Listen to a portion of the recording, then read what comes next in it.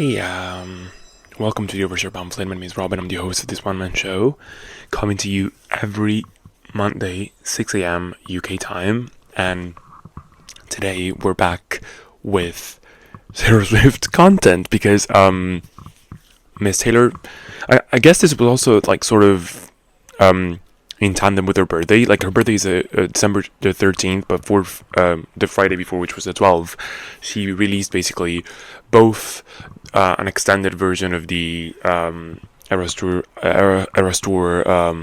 movie thing, like with basically the entire concert, updated it with the Torture Poets Department segment, but also she released the first two episodes of her 6-episode TV show called The End of an Era. And I'm mostly going to be talking about that, basically. I mean, I won't be talking about the extended version of the Eras Tour movie thing, because the Docu-Series basically is what technically is supposed to be the juicy part about this whole thing, this whole release. So she released the first two episodes, and I want to briefly talk about my first impressions. Of course, like, I haven't seen the whole thing because it's six episodes, I think, coming out every Friday now. In 2 folds or something like that. I think she's gonna do I don't know, 2 episodes next Friday, and then the last 2 I think it's gonna fall on the New Year's or something like that. I can't remember. Anyways, either way, this is basically all about, again, the Eras Tour, but this is the actual docu-series. Like the movie itself is the actual just like replica of the concert, basically just filmed and just put on Disney for if you want to stream it and relive the whole experience. But the End of an Era docu-series is basically it's supposed to be like a peek behind the scenes. It's not a full reveal about everything that she's gone through, or at least as of now we're not seeing the full effect of it, but there's definitely like a peek behind the scenes and how the show was constructed and everything. So yeah, I just wanted to give my overall thoughts about the first 2 episodes and just in general what I think the docu-series seems to be looking like at the moment, like in terms of vision and what I liked and what I didn't like about the whole thing. So again, this is supposedly covering especially the last few shows, or like the ending of it all. I mean, they did cover a bit in the first episode, the first show she ever did, but then they quickly jumped to the last show in London, which was the last show in the European leg before she just went back for the last few shows in the US, basically. The docu-series itself is directed by filmmakers Don Argot and Sheena M. Joyce, and the series it will be basically ending with the finale with a 6th episode, basically.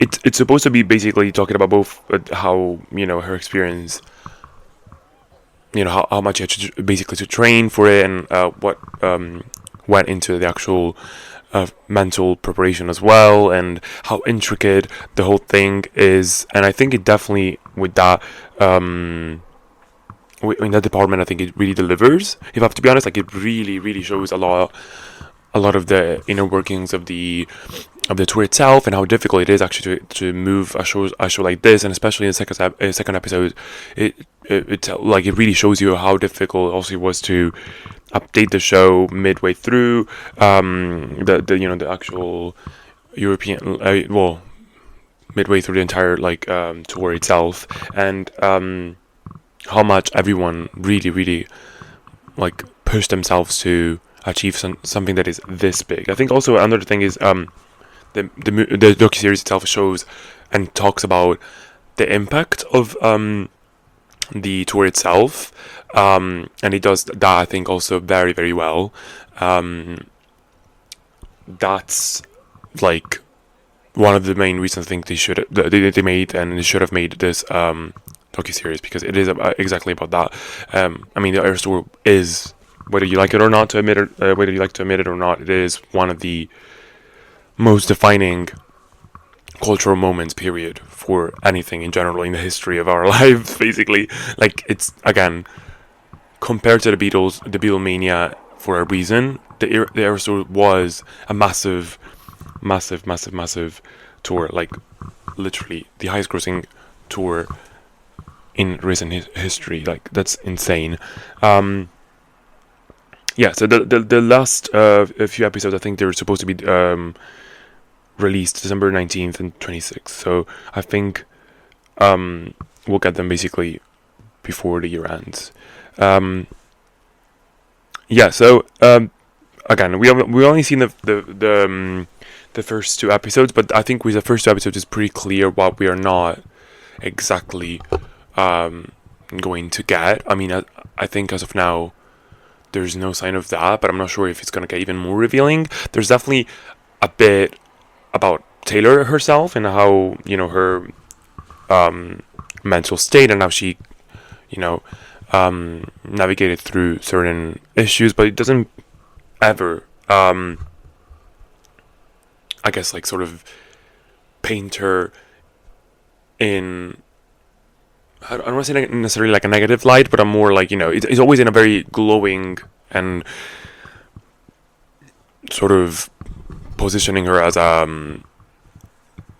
you know, like, I don't want to say fishing for compliments necessarily, but like mostly a view of her as a very affected person. And of course, certain things, I'm not downplaying that 100%. Like, certain things that happened to her during this concert have been very, very concerning, of course. And I do think also it's very important to show her in this light, to humanize her a lot, and I think that is definitely achieved. But I think also it doesn't humanize her completely as well, because there's no like peak on basically how she is affected negatively by the tour itself. Like, not the bad things happening on tour, but the actual pressure of work, how bad it is, and all that.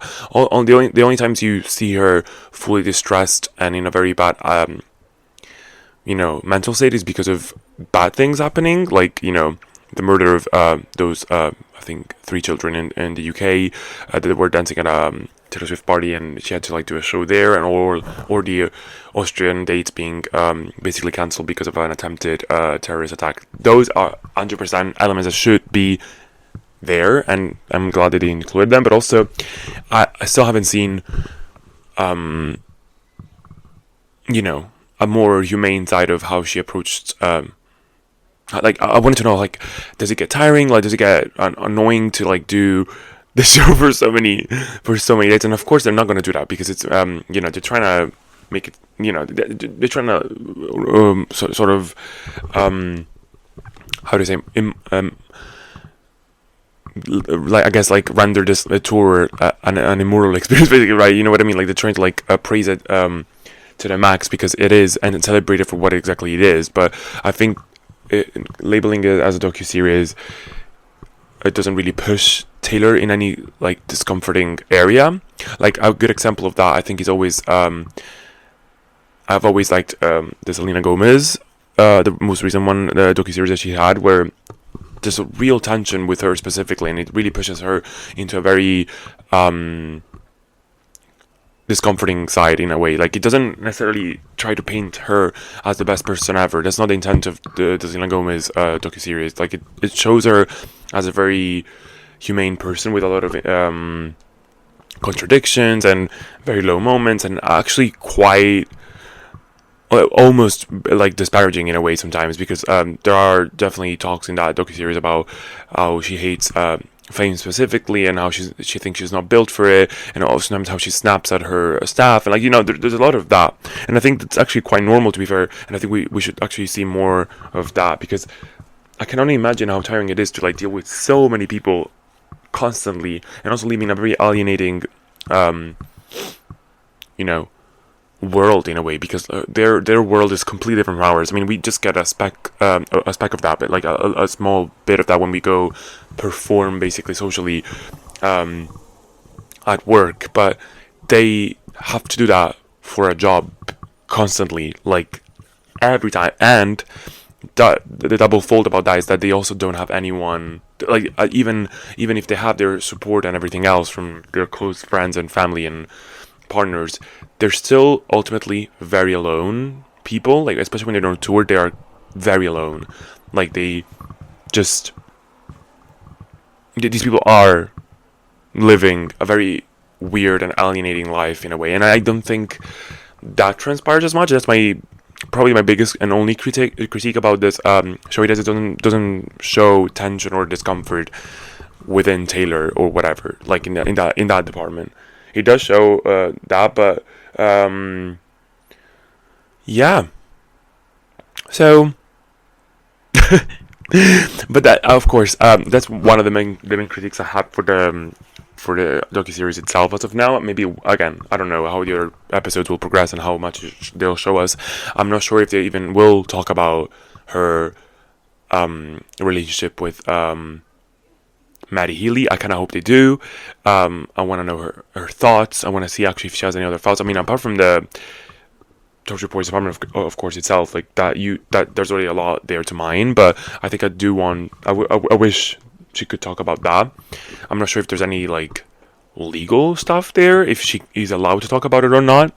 But if she is, I hope she does in some of the episodes. I mean, for God's sake, we have like another 4 episodes. I'm like, that actually leads me straight into my other criticism.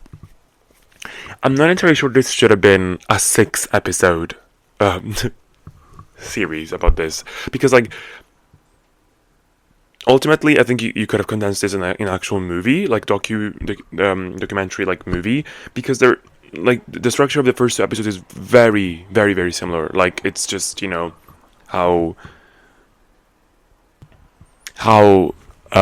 impressive the tour is and how historical of a moment it is, and then it goes into like a moment of tension when there's something happening to the tour and to Taylor, like an external factor, like I said, like already the terrorist attack, for example, and then it then ends up with a celebration of the tour again with like an external person coming in, like a guest, like Ed Sheeran in the first episode, and then Florence the Machine in the second one, celebrating the tour once again and showing how complex it is, basically, which is fine, I think. But again, like, I'm not sure how interesting the docu-series can be with the same structure following through for each episode. So I hope that the next 2 episodes are like a bit different. I'm hoping that that's the reason also why they're like dropping in 2 episodes per Friday, basically. But that's something that I picked up as like definitely interesting 2 episodes, but also sort of like predictable and very same structure built in a way. So yeah, I wish there's a bit of a difference maybe in the episodes, and if there's not, then I don't see why we couldn't have done like a single movie situation, like rather than spreading it around in 6 parts and 6 episodes. But what I do love to see, what I do like the most is just seeing how talented Taylor is, especially musically, like instrumental wise, and also singing and everything. Like how that part where she like meets up with Ed Sheeran, that's such a good showcase of her skills and talent. She's just like, locks in immediately. And there's like a chord that she has to remember from this. She asks him to show him, and to show her, and she picks it up immediately, and it's just so impressive to see. And I really, really enjoyed that part, for example. Then I really also enjoyed how these people like really also admire Taylor Swift, and how for them also it's a massive moment to even take a small part to make this a tour even better. And it's just so beautiful. And again, it's just so, I also really, really enjoyed like seeing the fans, seeing how they react to everything, and how she understands the fans so well, and also her craft, and how big of a feat this was for her, and how she cannot disappoint anyone, and the fans specifically, and like how she wants people to like leave this tour and feel, or like one of her shows, and just feel like they've received a good dose of Taylor Swift experience, basically a very satisfying dose. And And she definitely, I mean, for someone who's been there as well, she definitely delivers. Like, that's one of the best stores I've ever been to. Like, literally, so long, so worth the money, super worth the money, actually. Like, even, I would have even paid more, actually, knowing how long it would have been. And plus, with so many great additions, every show being, like, very special to the people who went, because there's, like, specific, surprises.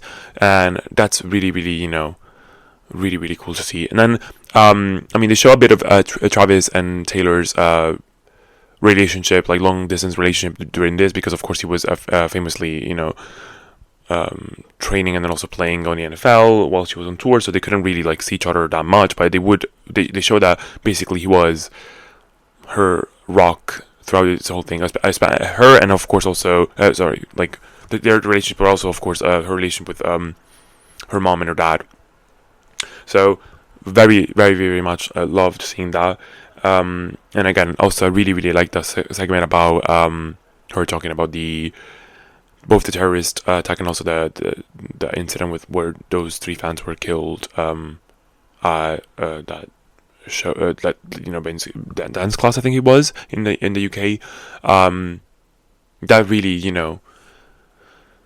they really, it's a very, it's a very difficult situation there, and it was so felt here, I think, especially because I'm in London. But like, that was such a bad experience, and also seeing her get so vulnerable about this, that really, really sold it in that moment. Especially, it was really, really good to see her in that light. And also, it's just also her reflecting on the fact that she has to do that, and then also to see the families before the shows, to pay their respects, and then go on stage and act like nothing is wrong with her, and just make sure that she's locked in for those 3 hours and a half to just deliver pure happiness to everyone. It's just so interesting to see, and so I can only imagine how difficult it can be for someone like that to like carry so much responsibility on her shoulders. And it's just, that I really, really, really appreciated. Like, it really humanized her for me so much, and I was really glad they put that in.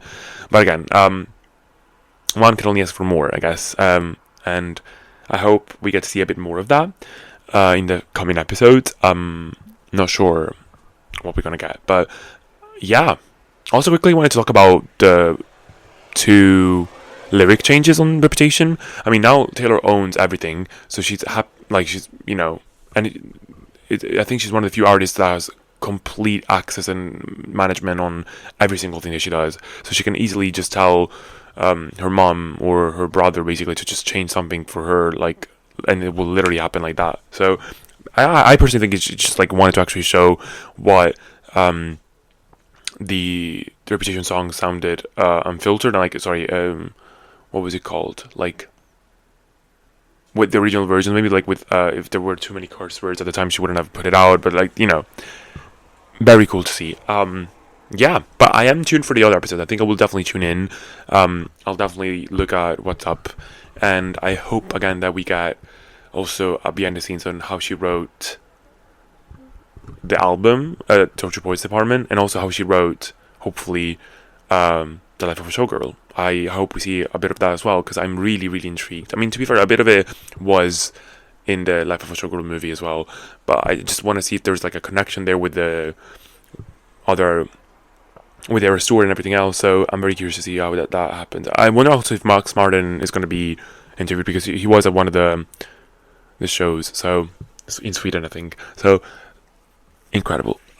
Yeah, these are roughly my thoughts on the entire thing, the entire 2 episodes. And I mean, feel free to disagree, of course, in the comments, and don't eat me up because of my opinions. Like, it's just my opinion. I'm not saying like I'm 100% right. It's just like how I view it, and how, like, someone who's really interested in Taylor Swift in general, there's like some of my wishes basically as a fan. It's all coming from love, and I mean, I did enjoy as you can tell the episode, so I wouldn't have made an episode about it if obviously I enjoyed the first 2 offerings, I guess, from this docu-series. So yeah, see you very soon. I'm gonna give a word to the sponsor, and then songs of the week.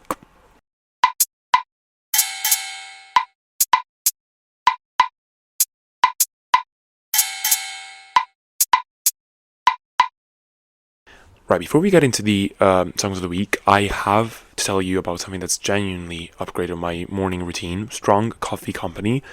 If you love coffee but don't love the jitters, crashes, or sugary creamers, this is for you. Strong Coffee Company makes premium instant coffee blends designed for people who want convenience and real health benefits. Their black fair trade instant coffee tastes like a smooth bowl cup you'd get from any cafe, to be fair. And here's the difference. Every serving packs 15 grams of high quality protein, 5 grams of MCTs, and 250 milligrams of adaptogens, including ashwagandha and L-theanine. That means sustained energy, better focus, and a calm, alert feeling, no jitters, no crash, basically.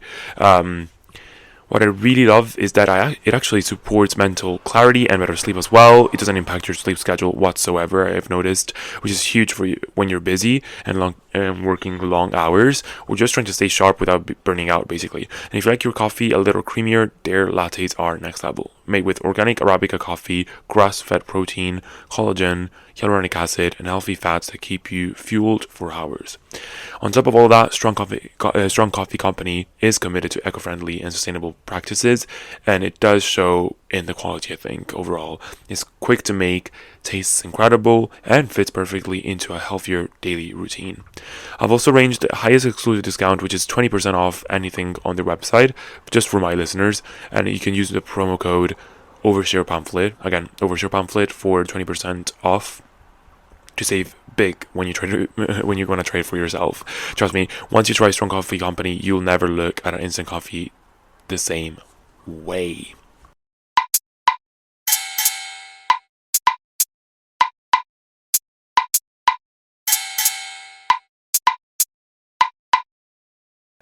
Right, time for songs of the week, and this playlist, I think, for the month of December is getting very busy, so I want to try and keep it as clean as I can. Now, I am still very much obsessed with Maisie Peters, and Say My Name in Your Sleep is such a good addition to her catalog. I think she's gearing up for a new album. It is one of the singles that she has put out recently. Just incredible. Honestly, just something that I really, really, really enjoy. And I think she's going in a direction that's quite unusual for her. She's going more in the folky route, I guess, the folk genre in a way. And I am super, super, super excited for that. This is just, again, I think if you enjoy folklore, for example, you might enjoy this. If you like a bit of country, I think in it as well, that's for you. That's just really, really enjoyable.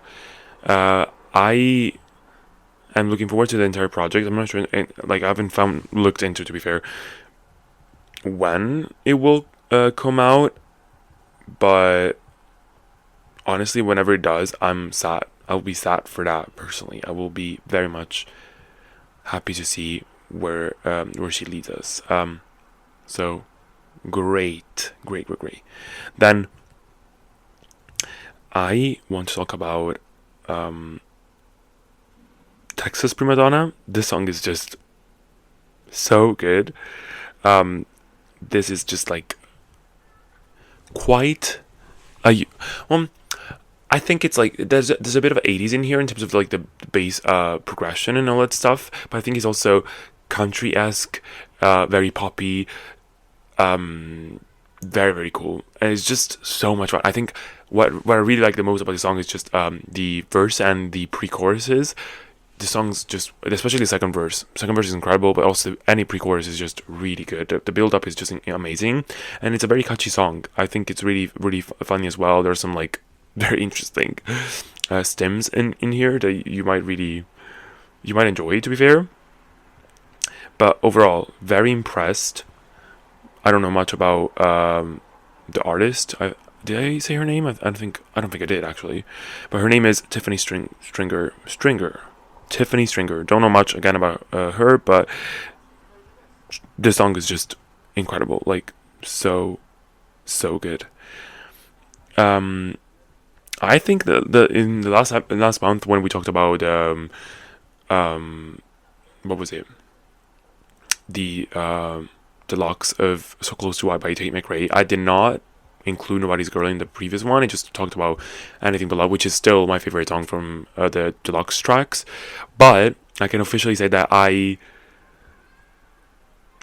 more like, I'm listening way more now to Nobody's Girl. It's just such a good song, and it's so, I think lyrically it's one of her best songs ever. The way she's written it is just like a very good reflection on how she broke up with her boyfriend during tour, and how she has to like still commit to work, and now she's nobody's girl basically, but it's still, she still loves her work and her job, and how it's a very good reflection on that. I think it's a very smart song in terms of content as well. So yeah, go listen to that. Anything But Love still bangs, still the best one I think, but Nobody's Girl, production wise, is so interesting and so different for her that I think is just very, very catchy as well. Also, I also love the part like love yourself so much, love yourself so much. That's so catchy, so cool. Yeah, that's a great song. I also wanted to talk about Matador by Daya. I'm not entirely sure if that's, yeah, Daya, yeah, that's her name. This song is, again, very synthy. I love that. If you know anything about me, I love synth tracks, but it's very danceable, very almost EDM-y, almost not exactly EDM, but very cool. Such a cool song. I definitely recommend listening to it. Like lyric wise, I'm not necessarily too concerned about it, because it's just not necessarily supposed to be like deep song, but it's a very good danceable track. So cool, very interesting beat. Almost, I think also, to be fair, almost I just into hyperpop, if I have to be honest. There's something there, for sure there's something there. So yeah, I really quite enjoyed that. I think there's a lot of good stuff coming up in music. I'm very excited for 2026, to be fair, Cesar.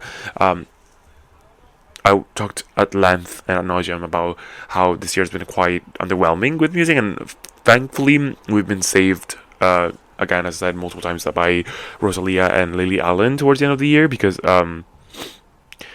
she was looking a bit empty and a bit bare. But again, you can go and check out my episode that I made specifically ranking my top albums of the year. I talk about which ones I love the most and all of that.